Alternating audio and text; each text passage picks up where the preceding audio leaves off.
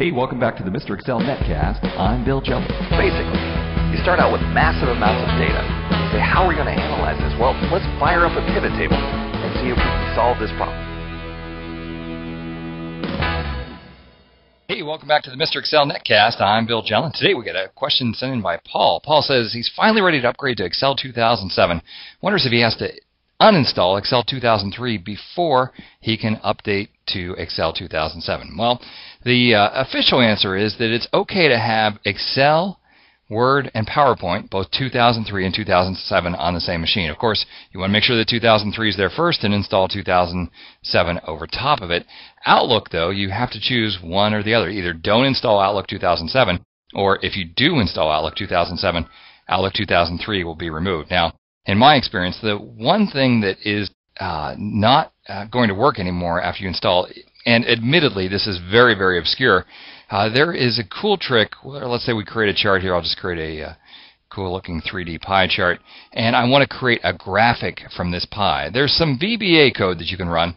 I'll switch back here to Visual Basic, and it says ActualChart.export. Give it a file name and a file filter. It could be either a GIF or a JPEG. We'll run this real quick here, and you'll see that it takes that chart and creates a nice little view refresh. Creates a nice little graphic file from that chart. Okay, so this is a bit of code, and every once in a while we have some programs that use this. Well, the big problem that I've seen with both 2003 and 2007 is that the 2003 version of Excel will no longer export this chart. Something happened when we installed 2007. I let Microsoft know about it. They said, yeah, it's a bug. It seems too obscure for us to fix.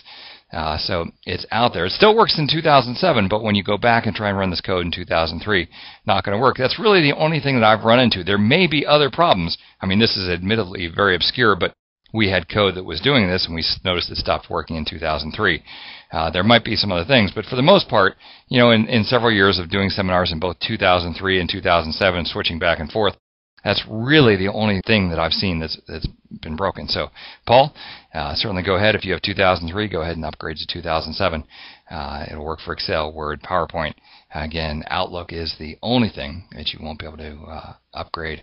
You have to choose one or the other. Well, there you have it. Paul, thanks for sending that note in, and thanks to you for stopping by. We'll see you next time for another Netcast from Mr. Excel.